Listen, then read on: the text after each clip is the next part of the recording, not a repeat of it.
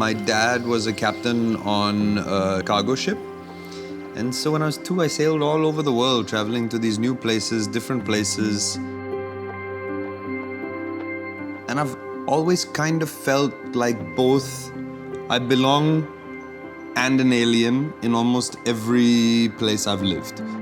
Home was the ship. It wasn't these places that we went to. This place only started to really feel like a home when I added the people I love to the house. It has only started to feel really like a home since then. Hey, I'm Jim Sarbh, and you're watching me on Asian Paints, where the heart is.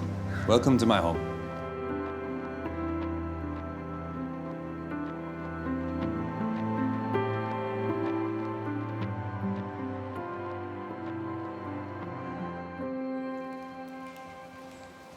Hey guys, come on in.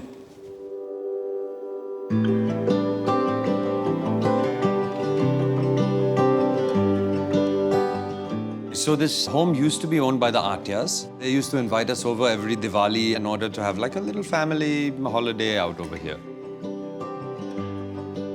They moved to Dubai, so my dad bought the house off of them so that they could continue the ritual of coming here every Diwali. And I remember just going to the beach with my sister and digging those giant holes, and it just took some time to be like, oh no, I can stay in whichever room I want, because there were so many times I had come as a guest. Essentially, you can make any place your home if you're just open to meeting people and talking to them and truly being interested in them and their lives.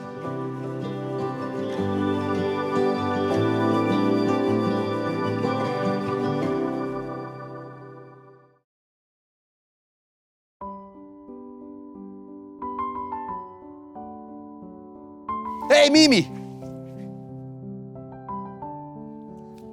She may run away with all of y'all coming, so wait for me to go there.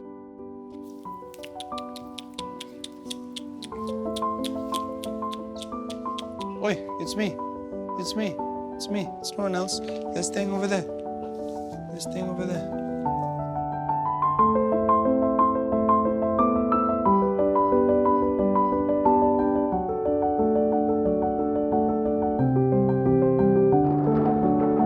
This is the living room. It's where we end up spending a large chunk of our time.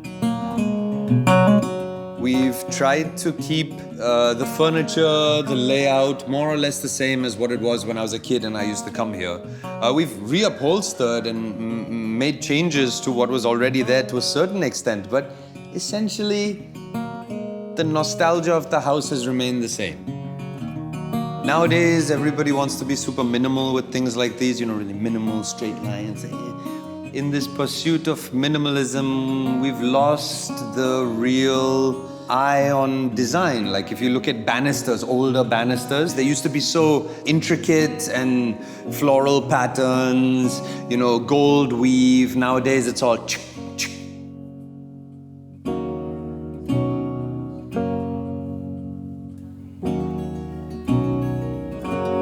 So this is probably my favorite part of the house, without a doubt. This feeling of inside, outside being the same, not being something that, there's the inside of the house and then you step outside and now it's the outside of the house, but more like the whole thing is one giant entity. That's why I love it. But my favorite time is post 6 p.m. Because we live near a mudflat. You can walk out to the ocean and the receding water has left all of these pools of water. So what ends up happening is the reflection of the sky is in all of these pools, and it's this kind of oil slick effect where the sky and the land are the same. It's just gorgeous.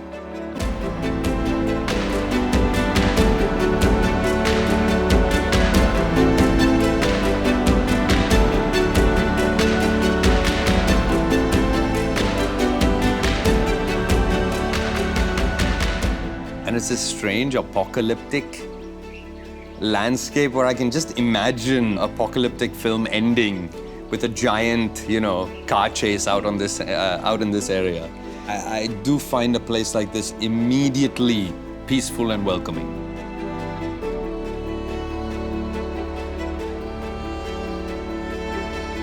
So come and check out one of the master bedrooms.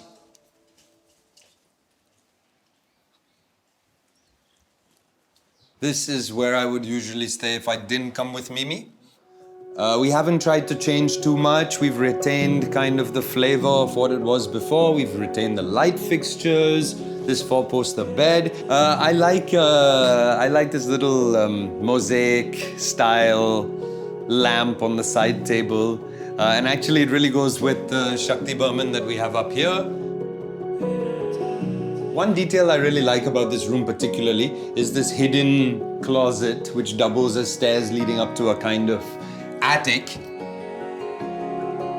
If I had to define my style, which people have forced me to do all the time, I would say lion's got a mane, peacock's got a tail. That's the way the animal kingdom is. I have absolutely zero problem being flamboyant. One of the best features of the rooms, without a doubt, are these outdoor balconies. It means you get nice, beautiful cross ventilation if you open up the windows right behind the bed.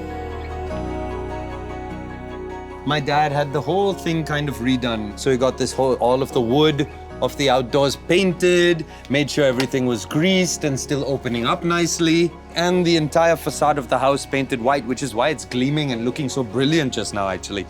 I guess there's a lesson in there somewhere about how to kind of keep a memory or keep nostalgia alive. It takes work and it takes effort and it takes time and care and attention, giving us new memories to add to the old memories that we have from before.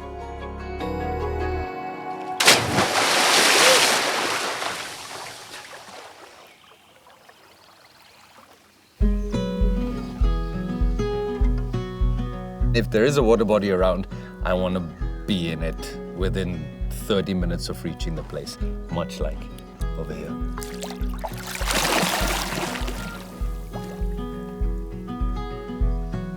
This house is mostly a mixture of my family's choices and the family that owned the house before.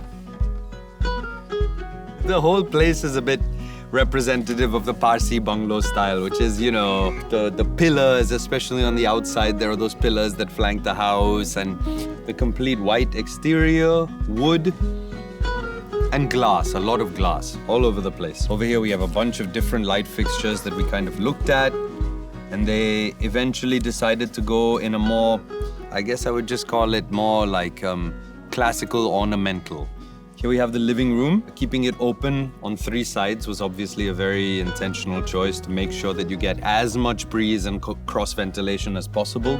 There's a theme of semicircles all through the house. Little embedded archways to put artwork and sculptures. So like the slightly circular arch nature of the staircase leading upstairs. I think it adds this nice winding semicircular symmetry to everything, which I really appreciate. I do treasure my anonymity quite a lot, and I think you can fall into the trap as an actor of losing touch with a certain kind of reality because you're treated a certain way by the people you meet as opposed to normally, and you forget how to relate normally, and so then your entire life becomes like you're living in a film, slightly fake. So my favorite part about coming here is about just the peace of being in nature to a certain extent, get that anonymity back.